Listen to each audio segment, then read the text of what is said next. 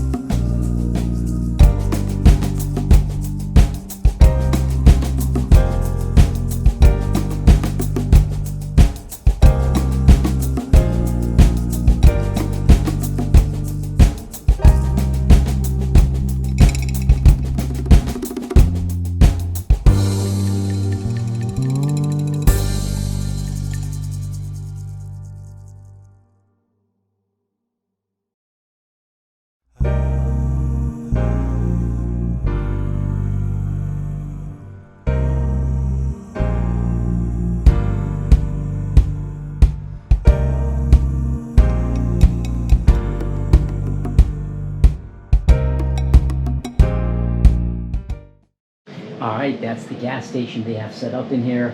You can really see a lot of things that are relevant to that time period when gas stations were here, and even the driveway signal thing. When you let me do it again here.